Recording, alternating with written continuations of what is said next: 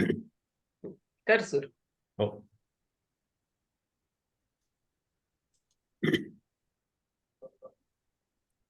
एक 10 मिनिट.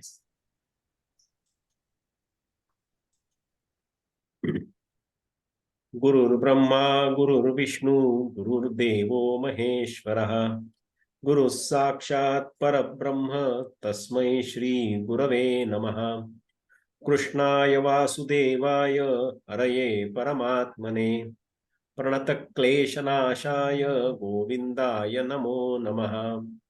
नमामि सद्गुरुं शान्तं सच्चिदानन्दविग्रहम् पूर्णब्रह्मपरानन्दम् ईशमाळं दिवल्लभम् रत्नाकराधौतपदां हिमालयकिरीटिनीं ब्रह्मराजर्षिरत्नाढ्यां वन्दे भारतमातरम्. पार्थाय प्रतिबोधितां भगवता नारायणेन स्वयं व्यासेन ग्रथितां पुराणमुनिनां मध्ये महाभारतम्. अद्वैतामृतवर्षिणीं भगवतीम् अष्टादशाध्यायिनीम् अम्ब त्वामनुसन्दधामि भगवद्गीते भवद्वेषिणीम्.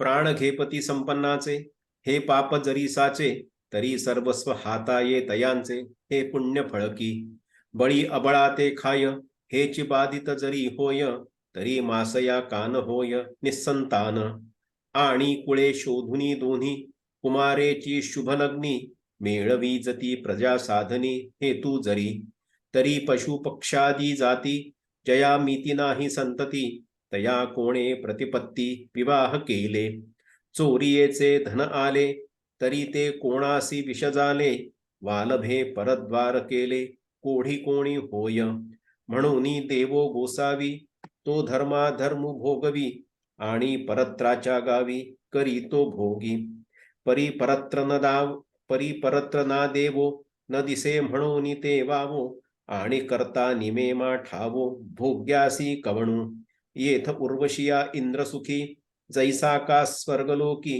तैसाची कृमिही नरकी लोळतू श्लाघे म्हणून नरक स्वर्गू नव्हे पाप पुण्य भागू जे दोही ठाई सुख भोगू काम चाचितो या कारणे कामे स्त्री पुरुष युग्मे मिळती तेथ जन्मे आघवे जग आणि जे जे अभिलाषे स्वार्था लागी हे पोषे पाठी परस्परे द्वेषे कामची नाशी एवं काम वाचुनी काही जगा मूळची आन नाही ऐसे बोलती पाही आसूर गाते आता असो हे किडाळ बोली न करू पघळ सांगताची सफोल हो तसे वाचा एतान दृष्टिमवष्टभ्य नष्टात्मानोल्पबुद्धयः प्रभवन्त्युग्रकर्माण क्षयाय जगतो हिताः. आणि ईश्वराची या खंती नुसधियाची करीती चांथी हेही नाही चित्ती निश्चयो एकू किंबहुना उघड आंगी लावून या पाखांड नास्तिकपणाचे हाड रोविले जीवी ते वेळी स्वर्गालागी आदरू का नरकाचा अडदरू या वासनांचा अंकुरू जळोनी गेला मग केवळ ये देह खोडा अमेध्योदकाचा बुडबुडा विषयपंगी सुहाडा बुडाले गा जै आटावे होती जळचर तै डोही मिळती ढीवर कापडावे होय शरीर तै रोगा उदय जणे केतुचे जैसे विश्वा अनिष्टोद्देशे जन्मते ते तैसे लोका आटू विरूढलिया अशुभ फुटती तैते कुंभ पापाचे कीर्तिस्तंभ चालते ते आणि मागा पुढा जाळणे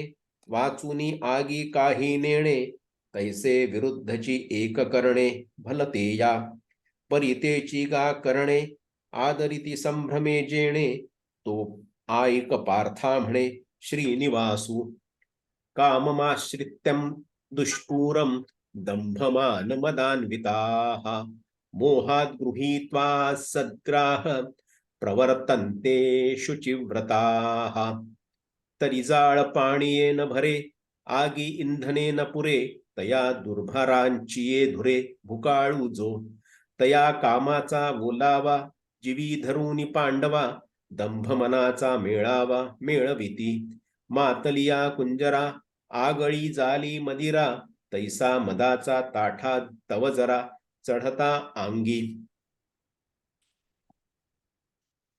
आणि आग्रह तोची ठावो वरी मोठ्या ऐसा सावावो मग काय वानू निर्वाहो निश्चयाचा जी ही परोपतापू घडे परावा जीवू रगडे तीही कमी होऊनी गाढे जन्मवृत्ती मग आपुले केले फोकारिती आणि जगाते धिक्कारिती दाही दिशी पसरिती स्पृहा जाय ऐसे निगा आटोपे थोरी ये जाणीती पापे धर्मधेनु खुरपे सुटले जैसे चिंतामपरिमेयांच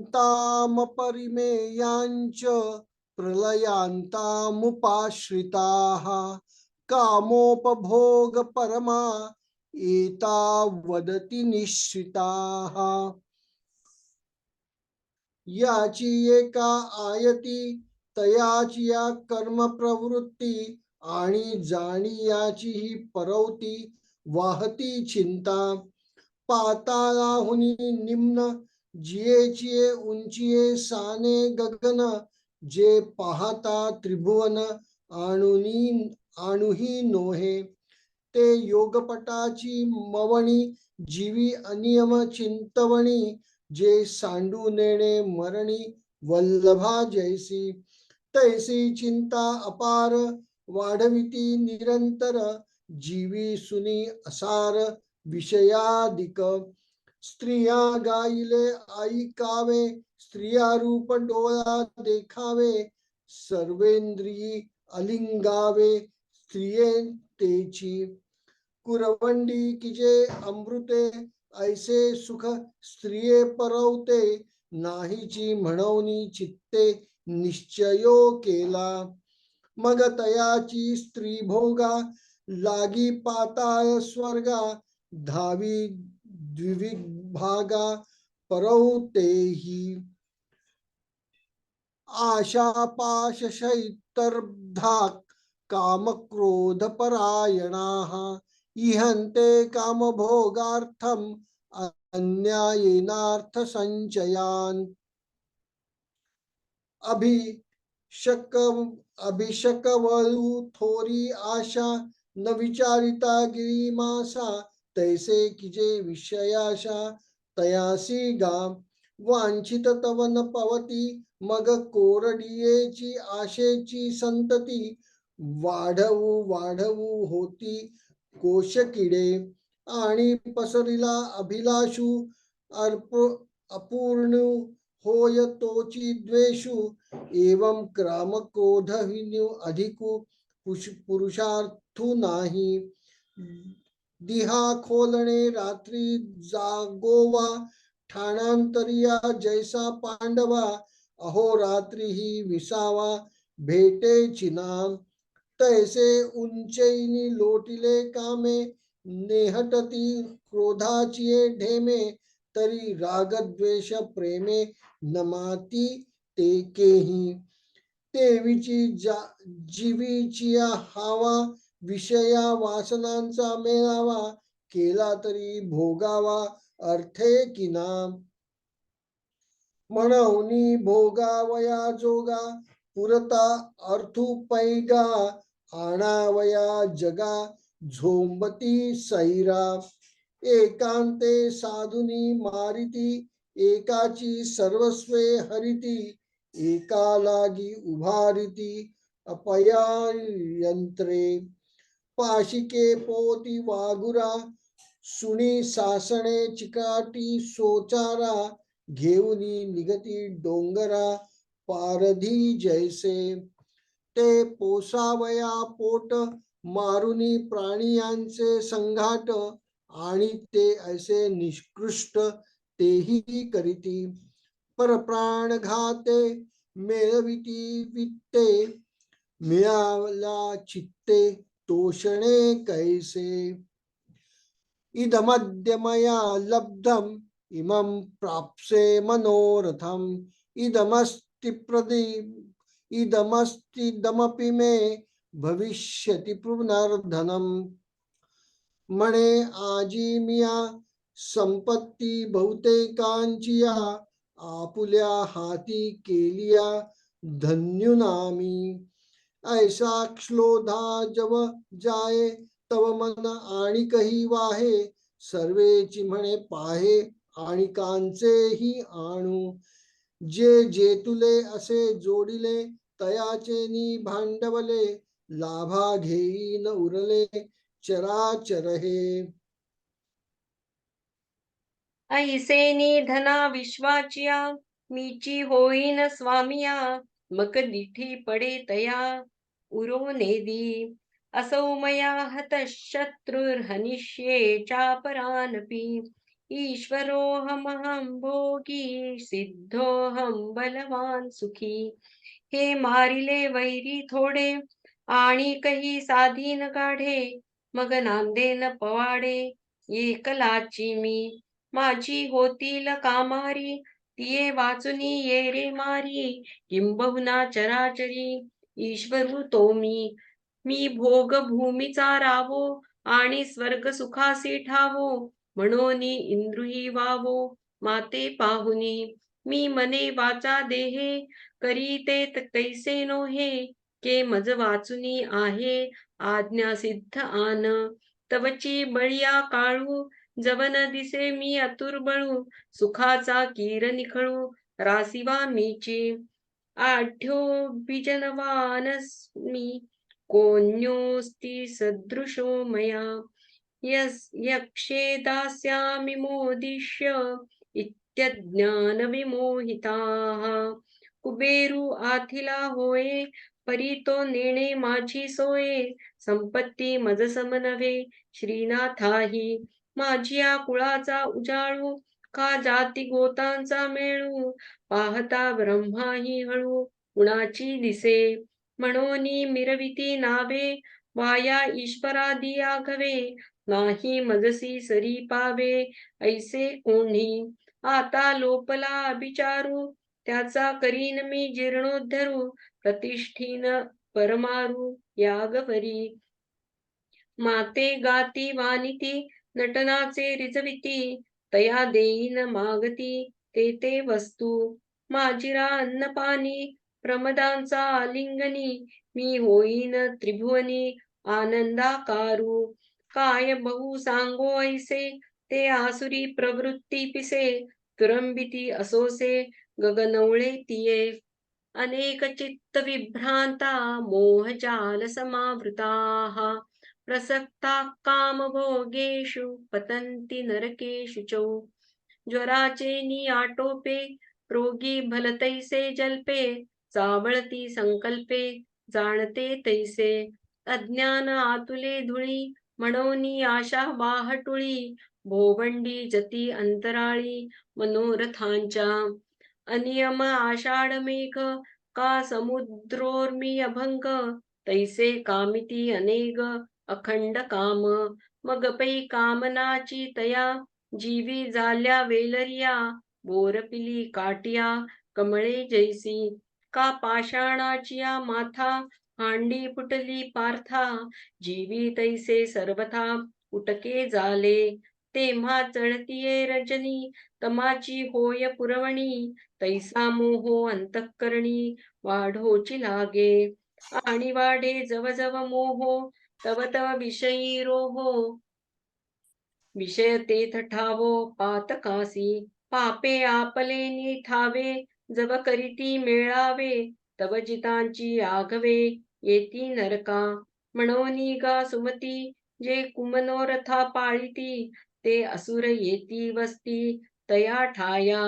जेथ असी पत्र तरुवर खदिरांगाराचे डोंगर. तातला तेली सागर उतताती. जेथ यातनांची श्रेणी, हे नित्य नवी यम जाचणी. पडती तिये दारुणी नरक लोकी. ऐसे नरकाची ये सेले, भागी जे जे जन्मले. तेही देखो भुलले, यजिती यागी. ये एरवी उदकी जगाधिक क्रिया. उल्हास ही वाचते आहे.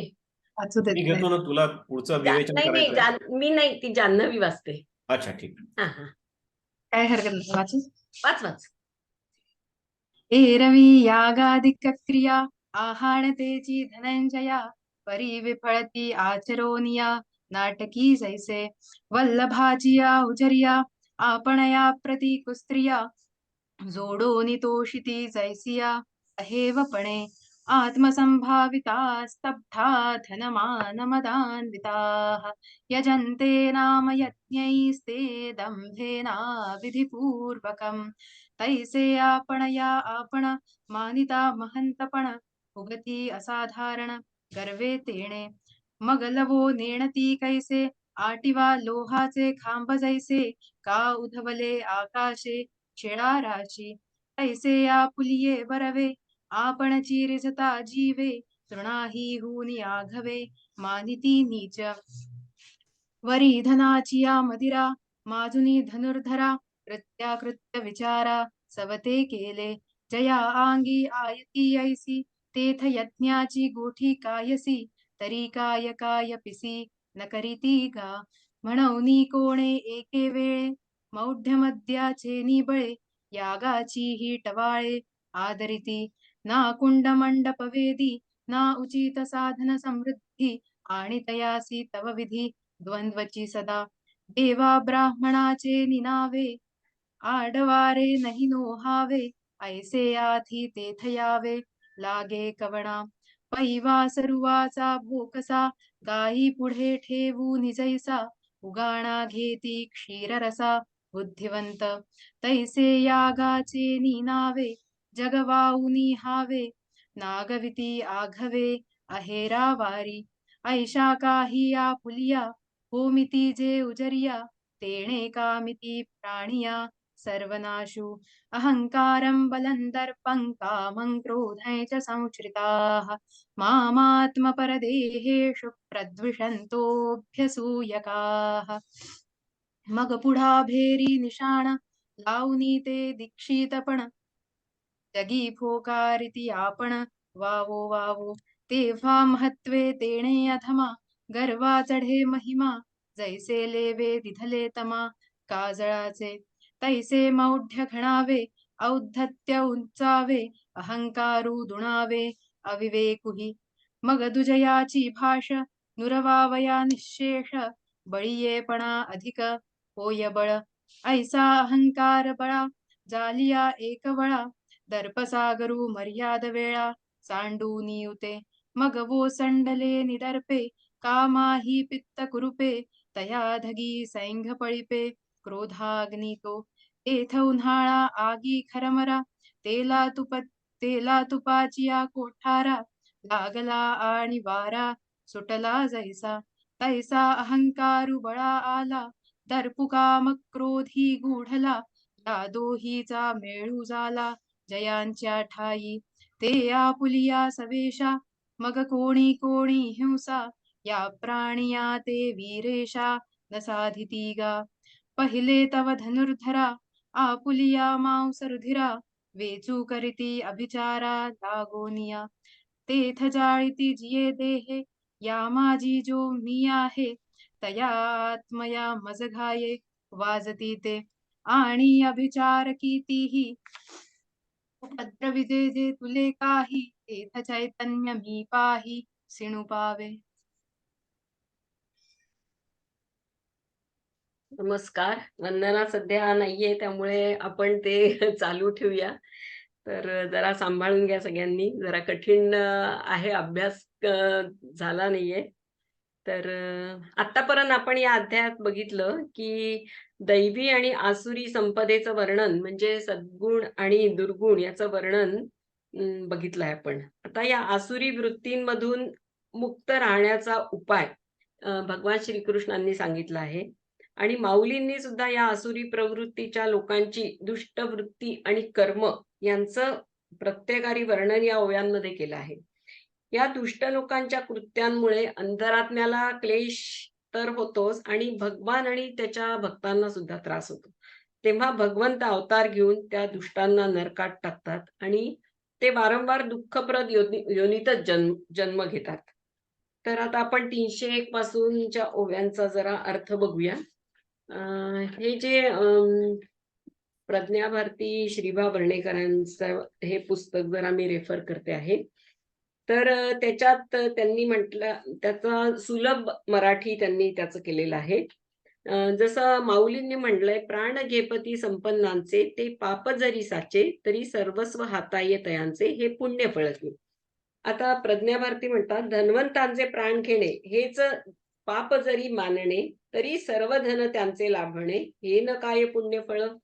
जे आपण श्रीमंतांचं प्राण घेतला तर जर पाप म्हणत असाल, तर श्रीमंतांचं सर्वस्व हातात सापडलं हे पुण्य नाही का?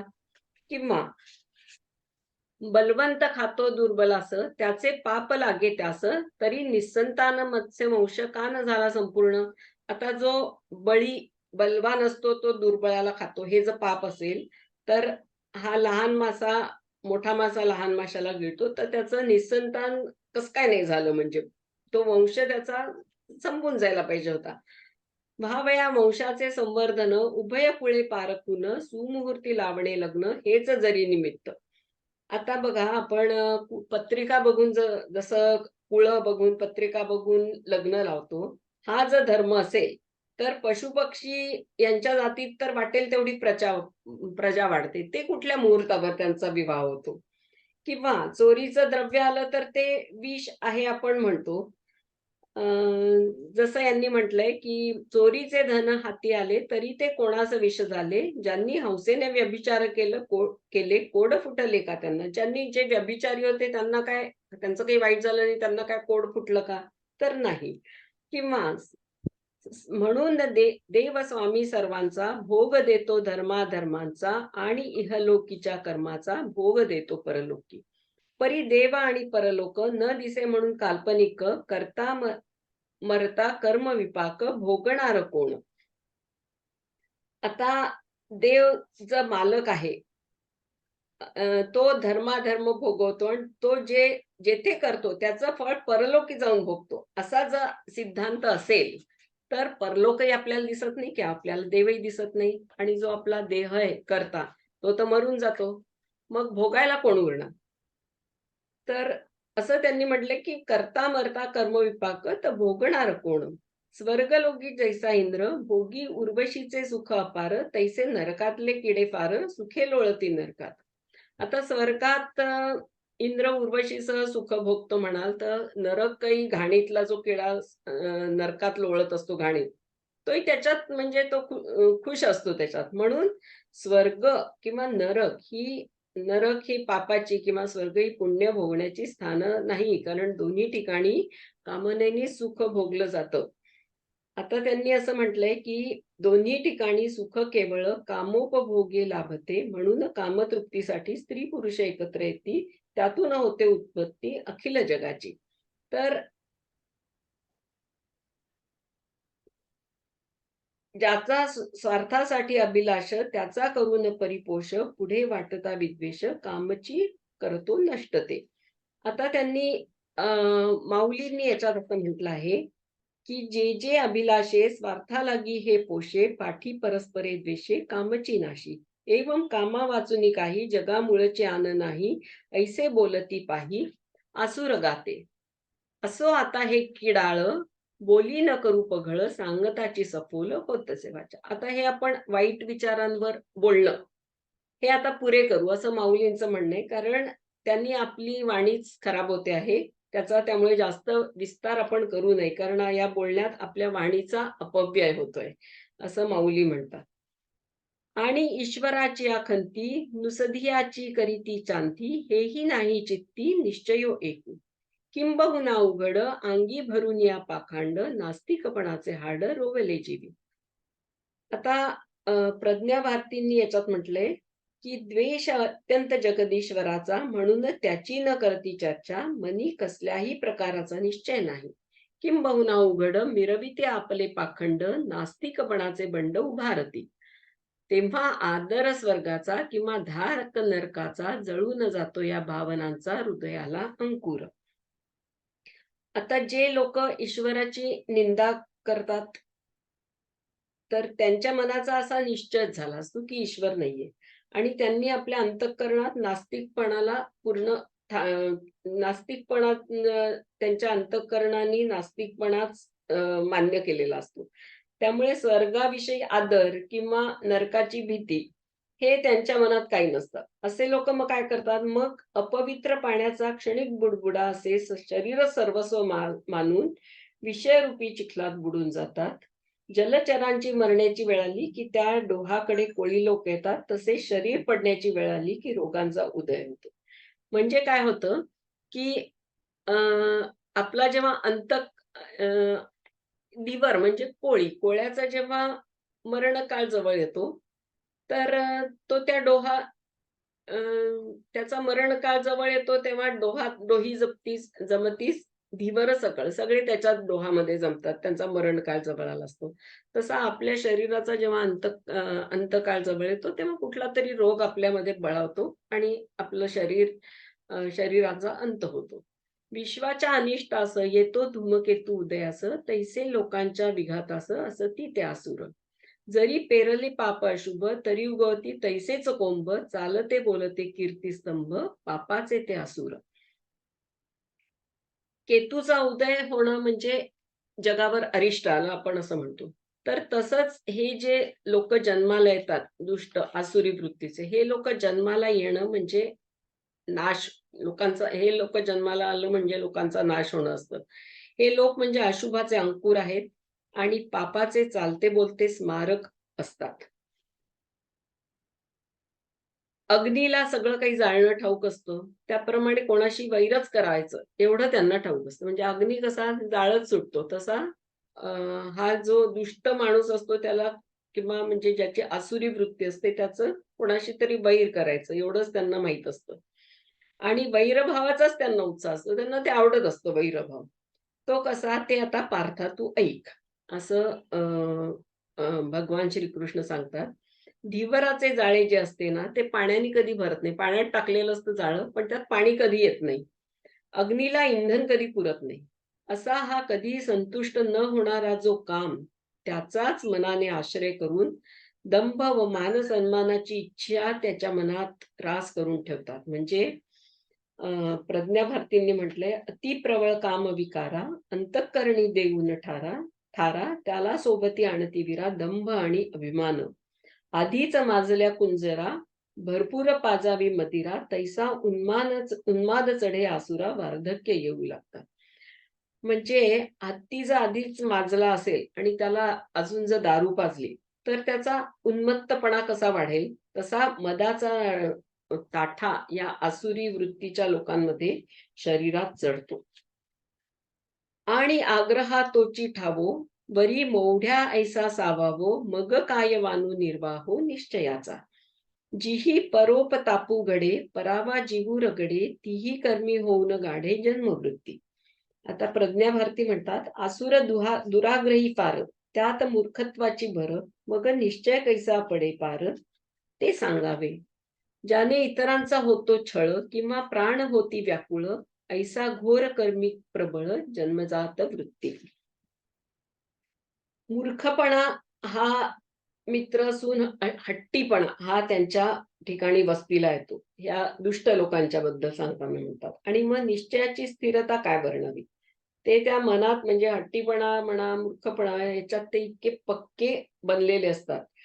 ज्यांनी इतरांना ताप होईल, दुसऱ्याच्या जीवाला त्रास होईल, अशा कर्मात त्यांची जन्माची मक्तेदारी असते. त्यांना ते फार आवडत असतं की दुसऱ्याला त्रास झाला पाहिजे, दुसऱ्याच्या जीवाला त्रास झाला पाहिजे. मग आपण केलेल्या गोष्टींची ते प्रौढी मिरवतात. जगातील इतर सर्वांचा धिक्कार करतात आणि अभ्यासाचं जाळं दाही दिशांना पसरवतात. अशा प्रकारे हे लोक मुक्काट सुटलेली गाय ज्याप्रमाणे जिथे तिथे तोंड घालते, त्याप्रमाणे हे आसुरी वृत्तीचे लोक हे पाप करण्यास मागे पुढे अजिबात बघत नाही. याची एकायती तयाची या कर्म प्रवृत्ती आणि जिनियाची परवती वाहती चिंता.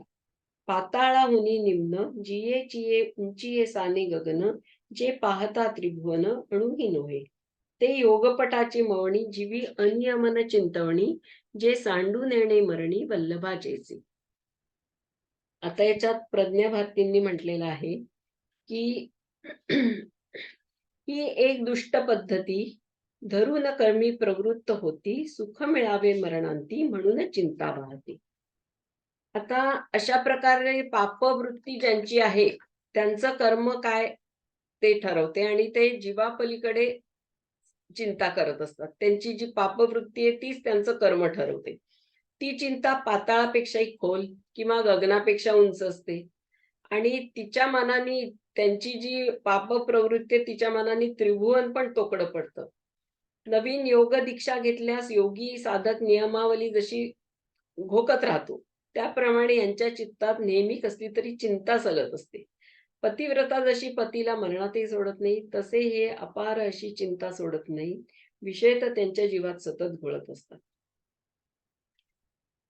आता ते त्यांचं वागणं कसं असतं. स्त्रियांचे गाणे ऐकावे स्त्री रूप डोळ्यांनी पाहावे आणि स्त्रियास आलिंगावे सर्वेंद्रियांनी.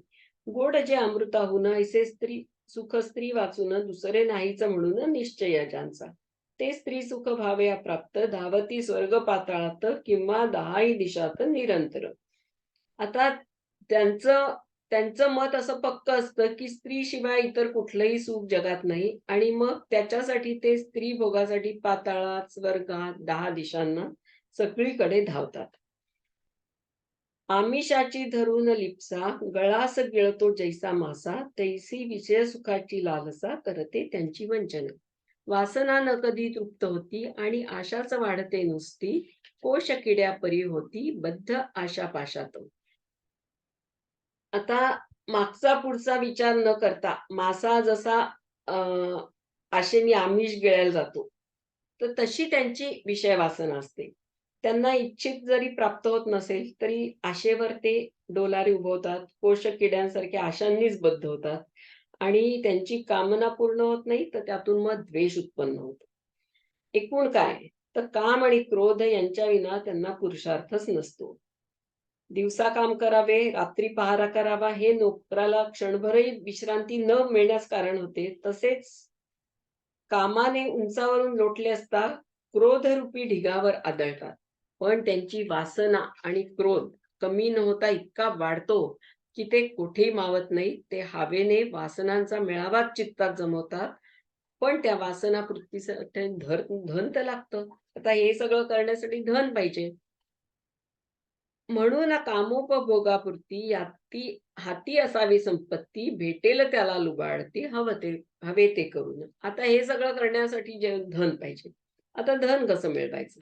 ते धन मिळवण्यासाठी ते जगात सैरावैरा धावत जातात. एखाद्याला कपटाने मारतात एखाद्याचं सर्वस्व हरण करतात आणि काही काही युक्त्या अशा योजत राहतात किंवा पारधी जसं रानात किंवा डोंगर दऱ्यात जातात आणि आपल्याला पोट पोसण्यासाठी प्राण्यांना मारून आणतात. त्याप्रमाणे हे जे आसुरी प्रवृत्तीचे लोक असतात हे लोक ही वाईटातली वाईट कामं करतात.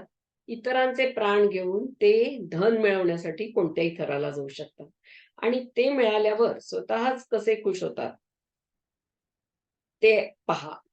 आता पहा याच्या पुढे यांनी सांगितलं आहे म्हणे बहुतेकांची संपत्ती मी आणली आपल्या हाती आता मजहून या जगती धन्य कोण. आता त्यांना असं वाटतं की मी एवढी संपत्ती हस्तगत केली आहे आणि अनेकांना लुबाडून आणलंय आता मी किती हुशार. आता तो स्वतःचीच पाठ थोपटतो की अजून मी धन लुटून आणू शकतो असं त्याच्या मनात येतं आणि जेवढं धन मिळालं असेल त्याचे मी भांडवल करीन आणि त्यावर व्याज म्हणून मी अजून त्या धनापासून मी माझं व्याज म्हणून हे वाढवत राहील आणि मग मी पूर्ण जगात विश्वाच्या धनाचा मी स्वामी होईल आणि म्हणून त्यांची ज्यावर दृष्टी जाईल त्यांना ते जागेवरही ठेवत नाही. म्हणजे ही जी आसुरी प्रवृत्तीतून हे जे हाव निर्माण होते आणि त्याच्यासाठी जे धन पाहिजे त्या धनही मिळण्यासाठी वाटेल ते करायला तयार असतात आणि त्यावर ते धन मिळालं म्हणून स्वतःवरच खुश असतात. धन्यवाद. उल्हास. आहे माझी कल्पनापेक्षाही परिस्थिती आणखीन वाईट आहे. नाही तुझी बरी पण असेल. त्यानिमित्ताने 4 पुस्तकं वाचल्या जातात तेच आणि 4 पुस्तकांमधनं सगळ्यांना सांगण्यासारखं जे वाटतं तेवढं फक्त मी वाचून दाखवायचा प्रयत्न करतो. ज्ञानेश्वरीत आपण पाहिलं असेल तर भगवद्गीतेतली एक ओवी घेऊन, भगवद्गीतेचा एक श्लोक घेऊन त्याचं मौलींनी विस्तृत वर्णन वेगवेगळ्या, कुठे 5 ओव्यांमध्ये, कुठे 50 ओव्यांमध्ये आहे. एक श्लोक घेऊन तो त्यावेळेच्या भाषेत सगळ्या समाजाला समजेल अशा भाषेमध्ये त्याचं निरूपण हे माऊलींनी केलं आहे. आता कल्पनाने जसं वाचलं त्याप्रमाणे त्याला आणखीन साध्या सोप्या भाषेत, कारण त्यावेळेची प्राकृत आणि आजची मराठी याच्यातही फरक आहे, त्याच्यामुळे ती भाषा कदाचित समजायला थोडी अवघड जात असेल, म्हणून प्रज्ञाभारती वर्णेकरांनी त्याचं आणखीन सुलभ अशा मराठीमध्ये रूपांतर करून आपल्या सगळ्यांसाठी सादर केलेलं आहे. पण एक श्लोक, त्या श्लोकाच्या ओव्या आणि त्या ओव्यांचा अर्थ अशा पद्धतीने मी आज थोडंसं पुढे जाणार आहे, कारण अर्थवाचनच शक्य होईल असं दिसतं आहे. विवेचन करणं हे सोपं काम नाही, हे कल्पनाने सांगितलं आणि आपल्या सगळ्यांच्याही लक्षात आलं असेल. वंदनाचा त्याच्यावर अधिकार आहे, त्याच्यामुळे ती जे करते ते विवेचन, आम्ही फक्त अर्थवाचन आपल्या या चांगल्या उपक्रमामध्ये खंड पडू नये, आपण सगळ्यांनी हा चालू केलेला अशा उद्देशाने वाचन करण्याचा प्रयत्न करतो आहे. मला जे आपण आता पाहिलं की आसुरी वृत्तीचे लोक सत्तेनी, पैशानी, इतर सगळ्यांनी किती मदांध होतात, कामांध होतात आणि काय काय ते करायचा प्रयत्न करतात, याचंच वर्णन पुढच्या काही श्लोकांमध्ये आलेलं आहे. आज जे आपण पुढचे काही ओव्या घेणार आहोत तर त्याच्यामध्ये साधारण भगवद्गीतेच्या 16व्या अध्यायातला 14 ते 18 या 5 श्लोकांचं विवरण 50 ओव्यांमध्ये माऊलींनी केलेलं आहे. त्याच्यातला 14वा श्लोक जो आहे, असं उमया हत शत्रुर अनिश्ये चापरानपि ईश्वरोहमहं भोगी सिद्धोहम बलवान सुखी. आता या भगवद्गीतेच्या या श्लोकाचा जर अर्थ पाहायला आपण गेलं तर त्या श्लोकाचा सरळ सरळ अर्थ असा आहे की आसुरी लोक स्वतःशी असे समजतात की मीच ईश्वर आहे. आसुरी लोकांचंच वर्णन इतक्या विस्तृत प्रमाणात केलंय आणि मला जसं दासबोधातले मूर्खांचे लक्षणं वाचल्यावर असं वाटतं की ते आपल्याकडे पाहूनच समर्थांनी लिहिलेले आहेत. तसं हे आसुरी लोकांचे जे काही उदाहरणं दिले आहेत, आसुरी लोकांच्या वागायची पद्धत, विचार करायची प्रवृत्ती, या सगळ्याचे उदाहरणं ज्यावेळी माऊलींनी दिले आहेत, भगवद्गीतेत सुद्धा दिले आहेत, ते पाहून असं वाटतं की कुठेतरी त्यांनी आपल्याला आधी पाहून ठेवलं होतं आणि अशा पद्धतीने त्यांनी या भगवद्गीतेच्या श्लोकांमध्ये आणि अल्टिमेटली ज्ञानेश्वरीच्या पुढच्या ओव्यांमध्ये वर्णन आलेलं आहे की आसुरी लोक स्वतःशी असे समजतात की मीच ईश्वर आहे, मीच भोक्ता आहे, मी बलवान आहे, मी परिपूर्ण आहे, मी सुखी आहे, माझ्याकडे जी संपत्ती आहे ते इतरोत्तर वाढतच राहील, माझे सर्व शत्रू नाहीसे होतील, मी दान देईन, माझा नावलौकिक वाढेल, मी सत्ताधीश होईन, मला सर्व सिद्धी प्राप्त होतील, मग मी माझे मनोरथ पूर्ण करीन, विषय भोगण्यासाठीच मला मनुष्य जन्म प्राप्त झाला आहे, त्याचा मी पुरेपूर उपभोग घेईन, माझ्या इतका सुखी या जगात दुसरा कोणीही असणार नाही, परंतु क्षणिक सुख संपले की तो महादुःख भोगू लागतो. आसुरी संपत्तीची लक्षणे थोडी असली तरी महाभयंकर आहेत. याने मनुष्य जन्म मृत्यूच्या फेऱ्यात पडतो, त्याला नरक प्राप्त होतो, काम, क्रोध, लोभ या नरकाच्या द्वारातून तो आत जातो व दुःख भोगतो. आता याच्यात जसं आसुरी वृत्तीचं आहे की तो स्वतःला शेवटी ईश्वर समजायला लागतो. पुढच्या आठवड्यात गुरुचरित्राच्या पारायणाचे दिवस आलेले आहेत आणि आपण जर कोणी कधी गुरुचरित्र ऐकलं असेल तर त्याच्यात रावणाची म्हणजे गोकर्ण महाबळेश्वर जे आहे, त्या गोकर्ण महाबळेश्वराची एक फार चांगली कथा आहे. रावणाला सत्ता होती, सगळं जग त्यांनी जिंकलं होतं, इंद्रासारखे देव सुद्धा त्याचे दास होते. एवढं सगळं असूनही रावण हा एक शंकराची आराधना करणारा होता. आसुरी वृत्ती, दांभिक वृत्ती आणि सात्विक वृत्ती याच्यातला जो फरक आहे की रावणाकडे काय नव्हतं, पण तरी रावण शंकराची आराधना करत होता आणि रावणाला अढळपद प्राप्त करायचं होतं. हा रावण शंकराची तपस्या करत असताना, शंकर तर भोळे होते, ते प्रसन्न झाले आणि भोळ्या शंकराने आपल्या शिष्याला वर काय द्यावा तर स्वतःचं आत्मलिंग देऊन टाकलं आणि ते सांगितलं की हे आत्मलिंग तू जाऊन स्थापन कर.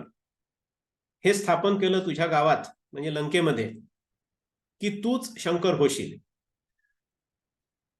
पुढची कथा आता सांगण्याचा वेळ मी इथे घालवत नाही आहे, कारण त्याच्यात कथा अशी आहे की रावण ते लिंग घेऊन निघाला. इंद्रादी सगळ्या देवांना पोटात भीती उत्पन्न झाली की आता असं जर झालं आणि रावणासारखा दांभिक आसुरी वृत्तीचा मनुष्य, शेवटी तोही मनुष्य होता, दानवी आसुरी ही वृत्ती होती, असा मनुष्य जर आढळ झाला आणि हा जर सगळ्या जगावर राज्य करायला लागला तर हे जग जाईल कुठे.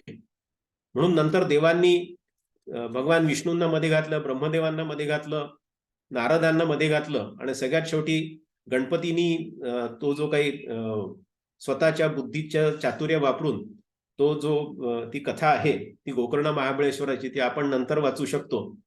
माझा सांगायचा मुद्दा असा आहे की आसुरी वृत्तीचा एक परमोच्च जर बिंदू आपण विचारात घेतला, याचं वर्णन या भगवद्गीतेमध्ये आलेलं आहे की तो रावण होता.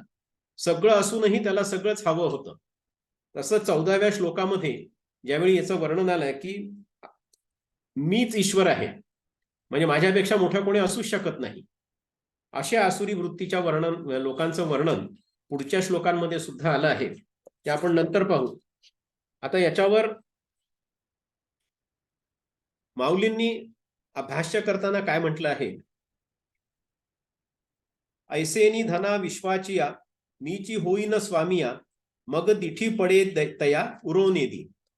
याप्रमाणे जगातील सर्व संपत्तीचा मीच स्वामी होईन, मग ज्याच्यावर माझी दृष्टी पडेल ती उरणारच नाही. आसुरी स्वभावाच्या माणसाचे मनोरथ कसे असते हे सांगताना भगवंत म्हणतात की मी आज हे संपादन केले आहे, मी अमुक अमुक मनोरथ सिद्धीसनी आज माझ्याजवळ एवढे द्रव्य आहे व पुढे ते याहूनही वाढेल व मी धनवान म्हणून प्रसिद्ध होईल. आसुरी संपत्ती असलेल्या माणसाची तृप्ती कधीच होत नसते, हे आपण आजही पाहत असतो. अग्नी आहुती घातल्याने प्रज्वलित व्हावा त्याप्रमाणे अभिलाषा वाढतच जाते. ज्ञानेश्वर महाराज म्हणतात की आसुरी राक्षस म्हणतो, आज मी कित्येकांचे द्रव्य हस्तगत करून घेतले आहे, तेव्हा खरंच मी धन्य नाही काय? कारण ते कुठल्या मार्गाने धन आणलं आहे, गैरमार्गाने आणलं आहे, लांडी लबाडी करून आणलं आहे, चोर मार्गाने आणले आहे, दरोडे घालून आणलं आहे, याच्याशी त्याला काहीच सोयरसूतक नसतं. तर त्याला मी धन मिळवलं आणि जगातला सगळ्यात धनवान व्यक्ती म्हणून सगळ्या जगांनी मला ओळखलं पाहिजे, ही वृत्ती जी आहे, या वृत्तीची चर्चा इथे सगळे या पुढच्या ओव्यांमध्ये आली आहे. अशी स्वतःशीच प्रौढीची भाषा चालू असताना त्याच्या मनात दुसरे विचार येतात की असे इतरांचेही आणखीन द्रव्य मिळवून आणावे, म्हणजे स्वतःजवळ आहे ते तर आहेच, पण इतरांचेही द्रव्य मला मिळाले पाहिजे. ते आजही चालू असतं. जमिनीच्या खाली सुद्धा सोन्याच्या विटा लपवलेल्या आहेत असं कुठे कुठे वाचायला मिळतं. आजवर जेवढे मिळवले आहे त्या भांडवलावर आणखी जेवढे स्थावर जंगम मिळवता येण्यासारखे उरले असेल तेवढे मी मिळवीन. याप्रमाणे जगातील सर्व संपत्तीचा मीच मालक होईन, स्वामी होईन, मग ज्याच्यावर माझी दृष्टी पडेल ती उरणारच नाही. ज्याच्यावर दृष्टी पडेल ती उरणारच नाही म्हणजे ती माझी होईल. इतका इतर द्रव्य संचय वृत्ती वाढणारी असते म्हणून द्रव्यलोभ वाईटच असतो. पुढे असं म्हणतात, मी भोगभूमीचा रावो अजी सर्व सुखासी ठावो म्हणून इंद्रुही वावो माते पाहुनी. सर्व भोग्य सृष्टीचा राजा मीच असून सर्व सुखाचाही मीच आधार व भोगता आहे, म्हणून माझे ऐश्वर्य पाहून मनात इंद्रही लज्जित होईल. कारण आपल्या इथे सुद्धा एक म्हणायची पद्धत असते, म्हणजे कंपॅरिझन जर करायची झाली तर एखादा म्हणजे इंद्र हा देवांचा राजा किंवा धनाच्या दृष्टीने जर आपण कंपॅरिझन करायची झाली तर त्याला कुबेराची उपमा देत असतो. तर या सगळ्यांपेक्षा मोठा मी राजा होईल, कुबेरापेक्षा सुद्धा जास्ती संपत्ती माझ्याकडे असेल, अशी अभिलाषा या आसुरी वृत्तीच्या लोकांमध्ये असते. आणि म्हणून सर्व भोग्य सृष्टीचा राजा मीच असून सर्व सुखाचाही मीच आधार व भोगता आहे, म्हणून माझे ऐश्वर्य पाहून मनात इंद्रही लज्जित होईल. शेवटी तुलना कोणाशी केली की कोणाला लाज वाटेल तर इंद्रापेक्षा आणखीन मोठा राजा असू शकत नाही, कुबेरापेक्षा मोठा धनवान असू शकत नाही. लोभातून क्रोध युक्त अहंकार वाढतो. त्यामुळे काय होते हे सांगताना भगवंत म्हणतात की मी या शत्रूला मारला, दुसऱ्यालाही मारेन, मी ईश्वर आहे, ऐश्वर्याचा भोक्ता आहे, सिद्ध बलाढ्य व सुखी मीच आहे. ज्ञानेश्वर महाराज म्हणतात, आजपर्यंत शत्रू मारले, परंतु हे थोडे असून आणखीही बलाढ्य शत्रू संधी साधून मारीन, कारण मग मी एकटा आनंदाने नांदेन. जे माझे दास होतील ते सोडून मी इतरांना मारेन. पुन्हा रावणावरच येतो की रावणाच्या बाबतीत असं सांगितलं जातं की रावणाकडे सगळे 33 कोटी जे देव आहेत ते दास म्हणून काम करत होते. असा हा रावण, कारण त्याच्या मनात एक हे होती की शेवटी इंद्रासारखे देव सुद्धा माझे दास आहेत. तर ही जी वृत्ती आहे की जगात सगळ्यात बलाढ्य मी, सगळं माझ्याचकडे पाहिजे, सगळं मीच निर्माण केलं पाहिजे आणि सगळं मीच उपभोगलंही पाहिजे,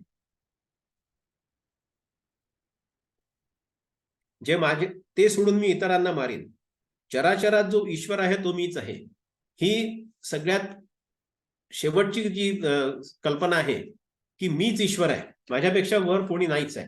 आणि शेवटी आपल्या सगळ्यांच्या मनात एक ईश्वराची जी भावना असते की सगळ्यात श्रेष्ठ ईश्वर आहे, शेवटी ईश्वर आहे असं आपण सुद्धा बोलताना बोलतो, तर तो ईश्वरच मी आहे, असं या आसुरी वृत्तीच्या लोकांचं जे परमोच्च एक विचार करण्याची पद्धत आहे त्याच्या बाबतीत ज्ञानेश्वर महाराज म्हणतात आहे की चराचरात जो ईश्वर आहे तो मीच आहे. मी भोगरूपी भूमीचा राजा असल्याने आज सर्व सुखाला मीच कारण आहे. माझ्याशी तुलना करून पाहिली तर इंद्र देखील तुच्छ आहे. मी मनाने वाचेने अगर देहाने करीन ते बरोबरच असेल, कारण मग त्याला असं वाटतं की मी मोठा, मी धनवान, मी सगळ्या पृथ्वीचा मालक, पृथ्वीचा नायक, त्याच्यामुळे मी जे करीन ते बरोबरच असेल, माझं चुकूच शकत नाही. असा मी बिनजोड आहे. मला पाहिले नाही तोपर्यंत काळ हा बलवान आहे, पण खरं म्हणजे मीच बलवान व श्रेष्ठ आहे. कारण आपण असं एक म्हणत असतो की शेवटी काही झालं तरी काळ हा सगळ्यांपेक्षा श्रेष्ठ आहे. पण हा जो आसुरी वृत्तीचा एक विचार करणारा आहे की तो म्हणतो की जोपर्यंत मला पाहत नाही तोपर्यंत काळ स्वतःला बलवान समजू शकतो, पण एकदा मला पाहिलं की तो देखील लाजेल आणि तो सुद्धा मान्य करेल की मीच बलवान आणि श्रेष्ठ आहे. सुखाची खरोखर रास केवळ मीच आहे. अर्जुनाच्या समोर युद्धाला उभे राहिलेले कौरव योद्धे असेच बोलत आहेत, कारण ते असुर वृत्तीचे आहेत. त्यांच्याशी युद्ध करण्याची इच्छा अर्जुनाला व्हावी म्हणून भगवंत त्यांचे आसुरी दुर्गुण विस्ताराने पुन्हा पुन्हा सांगत आहेत. ते ऐकून अर्जुनाने युद्धास तयार व्हावे अशी भगवंतांची इच्छा आहे. पुढचा जो 15वा श्लोक आहे, आढ्योभिजन वानस्मी कोन्योस्ति सदृशो मया यक्षे दास्यामि मेदिष्य इत्यज्ञान विमोहिताः. याचा श्लोकाचा जो सरळ सरळ अर्थ आहे, 15वा आणि 16वा असे दोन्ही श्लोकांचे अर्थ फक्त आपण पाहू, त्याच्यानंतर मग ज्ञानेश्वरी त्याच्यावर कशा प्रकाराने भाष्य केलं आहे. अनेक चित्त विभ्रांता मोहजाल समावृताः प्रसक्ताः कामभोगेषु पतन्ति नरकेषु च.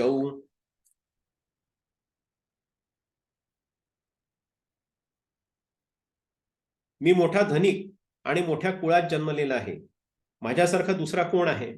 मी यज्ञ करीन, दाने देईन, मजेत राहीन. इथे आपल्याला नंतरही पाहावं लागेल की काही लोकांची अशी समजूत असते की हे सगळं करत असताना मी दान देतो, धर्म करतो, यज्ञ करतो, पण ते करत असताना आपली वृत्ती काय आहे ती महत्वाची आहे. त्याचा ह्या सगळ्या गोष्टी तिथे पुढे कन्सिडर केला आहे. खूपदा असं वाटतं की बा यज्ञ, दान, तप हे करत असताना, कारण शेवटी वृत्ती आसुरी आणि सात्विक या गोष्टी वृत्तींमधला जो फरक आहे तो इथे पुन्हा सांगितलेला आहे की मी यज्ञ करीन, दाने देईन, मजेत राहीन. अशा प्रकाराने अज्ञानाने मोहित झालेले, अनेक प्रकारांनी भ्रांतचित्त झालेले, मोहाच्या जाळ्यात अडकलेले आणि विषयभोगात अत्यंत आसक्त असे आसुरी लोक महा अपवित्र नरकात पडतात.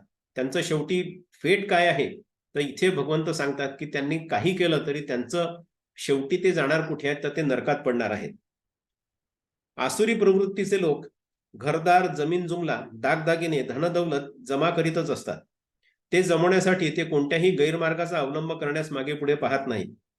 ते असे समजतात की ते मोठ्या कुळात जन्मले असून त्यांच्यासारखे तेच भाग्यवंत व श्रेष्ठ आहेत.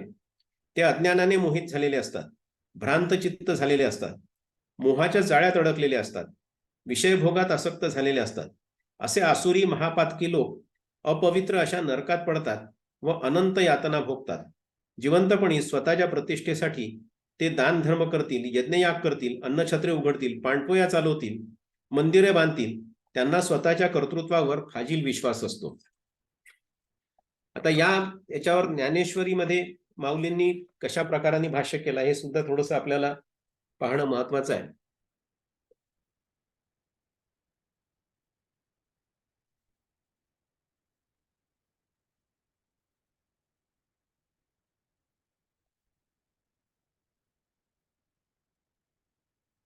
काय बहु सांगू ऐसे ते आसुरी प्रकृती पिसे तुरंबिती असोसे गगनवणे तिये.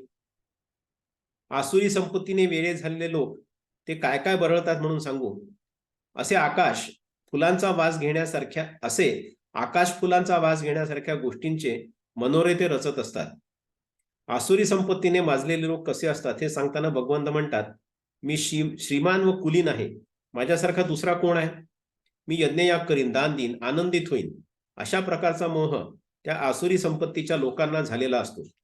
ज्ञानेश्वर महाराज म्हणतात, कुबेर संपन्न आहे, पण त्याला सुद्धा माझ्या ऐश्वर्याची योग्यता नाही. लक्ष्मीपती भगवान देखील माझी बरोबरी करणार नाही. माझ्या कुळाची शुद्धता, जातीगुताचा समुदाय पाहता प्रत्यक्ष ब्रह्मदेव सुद्धा हलका व कमीच दिसतो. म्हणून ईश्वर वगैरे सर्व आपली नावे व्यर्थ मिरवतात. माझ्याशी बरोबरी करील असा कोणी नाही. जे माझे गुणगान गातील, जे नाचून अथवा सोंगे आणून माझी करमणूक करतील, ते जे जे मागतील ते मी त्यांना पुरवीन. मादक पदार्थांच्या खाण्यापिण्याने व तरुण स्त्रियांच्या आलिंगनाने मी त्रिभुवनात आनंदाची मूर्ती होईल. आसुरी संपत्तीने वेडे झालेले लोक आकाश फुलांचा वास घेण्याचे मनोरथ रचत असतात. असे हे राक्षसी लोक सदैव अशांत, वखवखलेले, संतापी, मत्सरी, द्वेषी, कामुक आणि क्रोधी असतात. संपत्ती आहे, जमीन जुमला आहे, सगळं काही जरी असलं तरी माऊली इथे म्हणतात आहे की असे जरी आसुरी वृत्तीचे लोक असले, त्यांनी सगळं धन मिळवलं, कुबेरापेक्षाही जास्ती धन मिळवलं, इंद्रापेक्षा सुद्धा जास्ती भूमी त्यांनी मिळवलेली जरी असेल, तरी देखील ते लोक कसे असतात तर ते सदैव अशांत असतात. कारण सदैव त्यांच्या मनात एक कामना असते की मला माझ्यापेक्षा मोठा कोणी नाही, माझ्यापेक्षा सुखी कोणी नाही, माझ्यापेक्षा आणखीन कोणाकडे जास्ती असायलाच नको. आणि मग त्या वृत्तीने जे त्यांच्याकडे आहे ते मी मिळवलं पाहिजे. आणि मग त्याच्यासाठी गैरमार्गाचा, काम, सामदाम दंडभेद अशा कुठल्याही मार्गाचा अवलंब करून ते मिळवण्यासाठी म्हणून हे लोक नेहमी प्रयत्न करत असतात. पापे आपलेनी थांबे जव करीती मिळावे तव जिताची आघवे येती नरका. पापांचा जोर होत होत ती जशी वाढतील तसा आसुरी लोकास जिवंतपणीच नरकयातनांचा भोग पडतो. आसुरी संपत्तीने माजलेल्या पापात्म्यांची गत काय होते हे सांगताना भगवंत म्हणतात, अनेक प्रकारच्या चित्तविकारांनी विभ्रांत, मोहजालाने व्याप्त, विषयभोगात आसक्त असे आसुरी स्वभावी लोक अपवित्र अशा नरकात पडतात. नरकाचे वर्णन ज्ञानेश्वर महाराजांनी फार सुंदर रीतीने केले आहे. ते म्हणतात, येथील झाडाची पाने तलवारीसारखी तीक्ष्ण धारेची असतात. खैराच्या निखाऱ्याचे डोंगर व तापलेल्या तेलाचे समुद्र उसळत असतात. येथे यातनांना खंड नसून नित्य यमयातना असतात. महाभारतातील नरकाचे वर्णन आले आहे. ज्ञानेश्वरीच्या दुसऱ्या अध्यायात नरकाचे वर्णन करताना माऊली म्हणतात, या मार्गावर रक्तमासाचा चिखल असतो, सर्वत्र दुर्गंधी पसरलेली असते. हा मार्ग अंधाराने व्यापलेला असतो. या मार्गावर डास, मच्छर, जीवजंतू, अस्वल, लांडगे असतात. येथे कावळे, गिधाडे ओरडत असतात. कुठे तापलेली वाळू तर कुठे तप्त लोखंडी सळ्या असतात. अणकुचीदार काट्यांनी भरलेली सावरीची झाडे असतात. पापी लोकांना येथे कठोर यातना भोगाव्या लागतात. अत्यंत हाल अपेष्टा सहन करावे लागतात. आपण जे आपल्या रोजच्या व्यवहारात सुद्धा नरक यातना शब्द जो वापरतो, शेवटी नरक ही कल्पना जी आहे ती जिथे सगळं वाईट आहे, इथे तुम्हाला कुठल्या ना कुठल्या प्रकारचा तुमच्या शरीराला, मनाला, शरीराचे जे आपले 5 सगळे इंद्रिय आहेत, नाक असेल, कान असेल, डोळ्याला चांगलं दिसणार नाही, नाकाला चांगला वास येणार नाही, कानाला चांगलं ऐकू येणार नाही, शरीराला त्रास होईल. सावरीच्या काट्यांचं उदाहरण दिलेलं आहे. छोटे छोटे उदाहरण आहेत. आपण जर पाहिलं असेल की नंतर डास, मच्छर, जीवजंतू, अस्वल, लांडगे, गिधाडे ओरडत असतात. गिधाड असणं किंवा कावळा सुद्धा एक 10व्या दिवसाचं जर त्याचं महत्व सोडलं तर कावळा सुद्धा असणं हे काही खूप शुभ मानल्या जात नाही. अशा प्रकारे या जगातलं सगळं वाईट जे आहे ते म्हणजे नरक, अशी कल्पना इथे केलेली आहे. आणि म्हणून हे आसुरी वृत्तीचे लोक जे आहेत की हे नरक यातनाच भोगतात.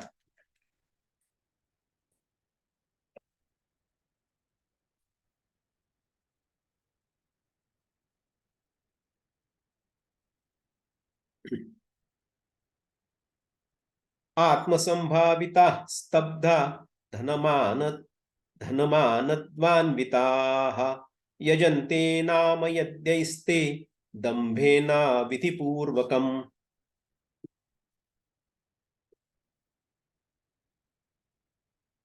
पुढचे 3 श्लोक मी एकत्रच घ्यायचा प्रयत्न करतोय. अहंकारं बलं दर्पं कामं क्रोधं च संश्रिताः मामात् परदेहेषु प्रद्विष्यन्तो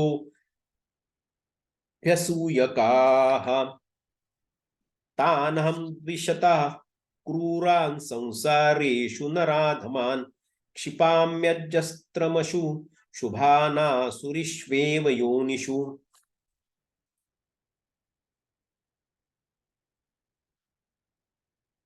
हे स्वतःलाच श्रेष्ठ मानणारे घमेंडखोर लोक धन आणि मान यांच्या मदाने उन्मत्त होऊन केवळ नावाच्या यज्ञांनी पाखंडीपणाने शास्त्रविधीहीन यज्ञ करतात. ते अहंकार, बळ, घमेंड, कामना आणि क्रोधाधिकांच्या आहारी गेलेले आणि दुसऱ्यांची निंदा करणारे पुरुष आपल्या व इतरांच्या शरीरात असलेल्या मज अंतर्यामीचा द्वेष करणारे असतात. त्या द्वेष करणाऱ्या पापी क्रूर कर्मे करणाऱ्या नराधमांना मी संसारात वारंवार आसुरी योनीतच टाकतो आहे. इथे भगवंत यावेळी सांगतात आहे की आसुरी वृत्तीचं शेवटी भगवद्गीतेतलं जर आपण सार पाहिलं असेल तर भगवंतांनी शेवटी जे सांगितलं आहे की सगळं मीच करतो, मीच घडवून आणतो. मनोहर कवीश्वरांचं एक फार चांगलं गाणं आहे, सुधीर फडकेंच्या आवाजात आहे. आता पुन्हा मी ते सांगत नाही. मीच घडवितो मीच मोडितो. ते नंतर केव्हा वेळ मिळाला तर गायचा प्रयत्न मी करणार आहे, ते तुम्हाला सहन करावं लागेल. तर भगवंतांनी इथे सांगितलेलं आहे की अशा नराधमांना आसुरी योनीतच टाकतो मी. त्यांनी सांगितलं की त्याला कुठे माफी नाही आहे. त्यांनी किती पैसा कमावला, त्यांनी किती सत्ता कमावली, किती भूमी हस्तगत केली, किती घरं बांधले, पण तो जर आसुरी प्रवृत्तीचा असेल, आसुरी प्रवृत्तीने त्यांनी ते कमवलं असेल आणि ते करत असताना शास्त्रविधीहीन यज्ञ केला. कारण खूपदा आपल्याला सुद्धा आजच्या पाहण्यात येतं की फार मोठमोठाले कार्यक्रम होत असतात, यज्ञ याग होत असतात, खूप मोठमोठ्याले बॅनर्स लागतात, पोस्टर्स लागतात, पण शास्त्रविधीहीन. कारण पुढे सुद्धा त्याचा उल्लेख आलेला आहे की अशा आसुरी प्रवृत्तीचे लोक ज्यावेळी यज्ञ करतात, कुठल्याही प्रकारचे दान करतात, पण त्याच्या मागे त्यांची एक भूमिका जी असते की हे मी केलं आहे, मी कोणाला पोसतो, मी अनाथालय चालवतो, मी गरिबांसाठी कपडे वाटतो. तर हे करत असताना त्यांची प्रवृत्ती जी आहे, अशी प्रवृत्ती जर असेल तर अशा लोकांना नरकाशिवाय दुसरा तरणोपाय नाही. आसुरी लोक घमेंडखोर असतात. ते धन व मान यामुळे उन्मत्त झालेले असतात. असे लोक बल, कामना, क्रोध, द्वेष यामुळे दुसऱ्याची सतत निंदा करीत असतात. असे जे पापी क्रूर कर्मे आहेत, नराधम आहेत, त्यांना भगवंत संसार दुःखे भोगण्यास लावतात. याच्यावर माऊलींचं काय भाष्य आहे ते पाहू आपण.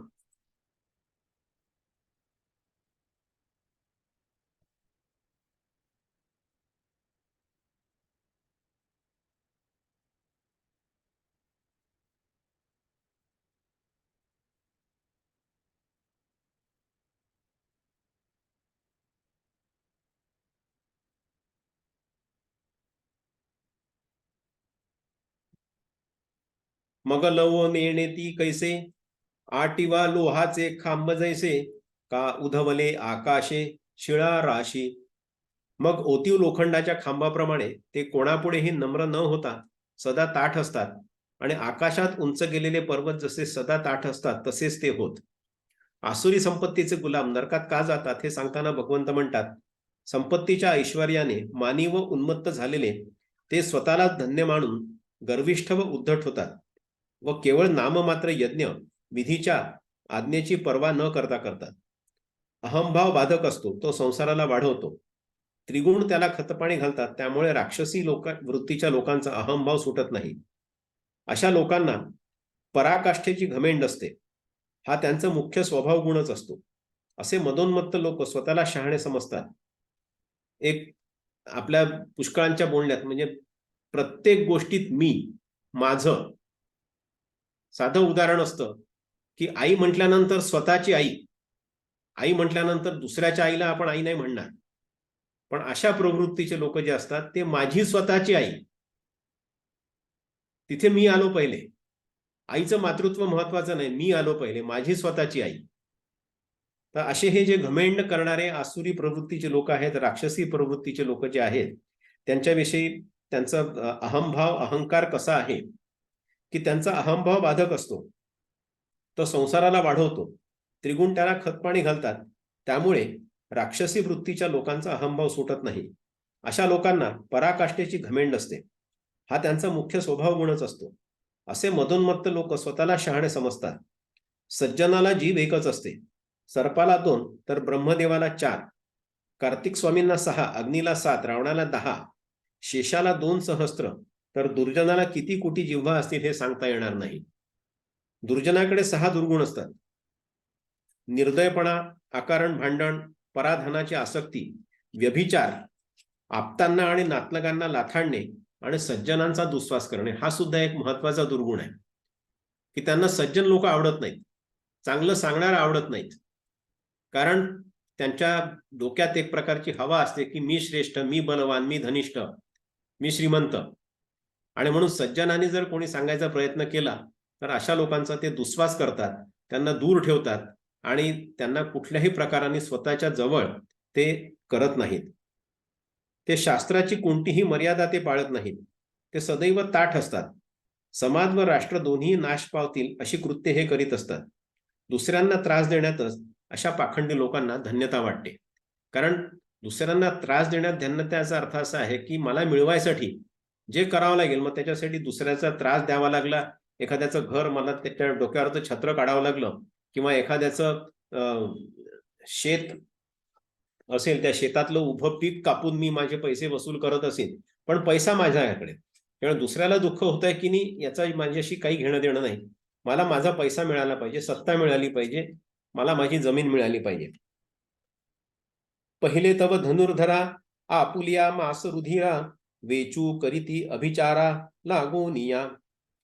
अर्जुना, जारण मारण मंत्रविद्येसाठी व त्याच्या सिद्धीसाठी हे प्रथम आपल्या अंगातील रक्तमास खर्च करतात.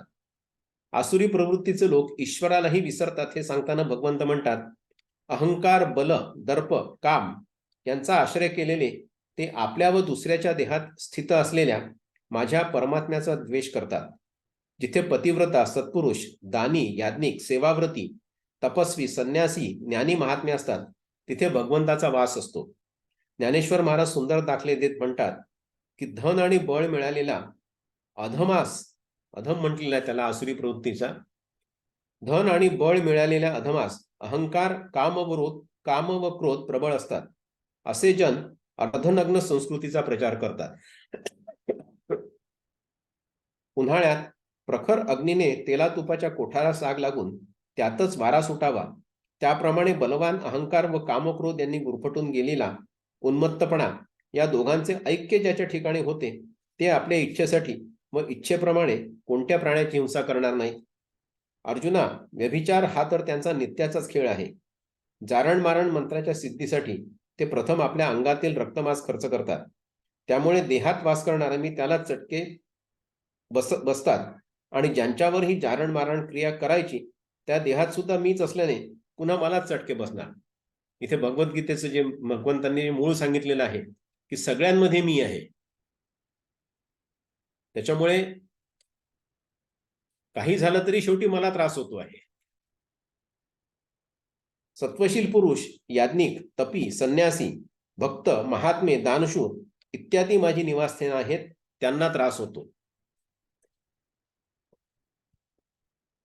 तात्पर्य आसुरी प्रवृत्तीच्या लोकांचं विचार करण्याची पद्धती आणि ते मिळवायसाठी कुठल्याही स्तराला जाण्याचा त्यांचा जो एक स्वभाव आहे, त्या स्वभावाचं सगळं वर्णन या काही 4 श्लोकांमध्ये आणि त्याच्या जवळपास 50 ओव्या ज्या आहेत त्याच्यामध्ये आलेलं आहे. मी माझ्या परीने जे थोडंफार वाचलं ते सांगायचा प्रयत्न केला आहे. चुकलं असेल तर चूक माझी आहे. धन्यवाद. छान छान. उल्हास. एक अभंग म्हणते छोटासा.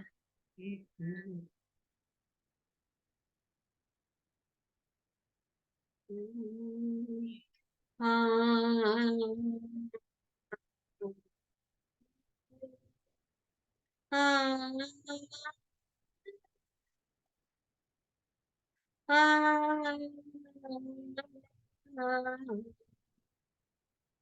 अवचिता परिमळ झुळकला माळू अवचिता परिमळ झुळकला माळू मी म्हणे गोपाळू आला गे माये अवचिता परिमळ झुळकला माळू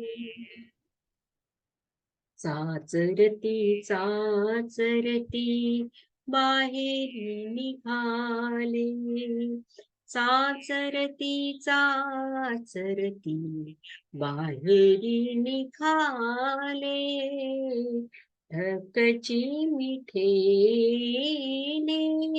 काय करू अवचिता परिमळ झुळकला माळू तो सावळा सुंदरू कासे पितांबरू तो सावळा सुंदरू कासे पितांबरू लावण्य मनोहरू देखियला अवचिता परिमळ झुळकला माळू बापर खुमा देवी परू विठ्ठल सुखाचा बापर खुमा देवी परू विठ्ठल सुखाचा विठ्ठल सुखाचा विठ्ठल सुखाचा तेणे काया मने वाचा वेधिले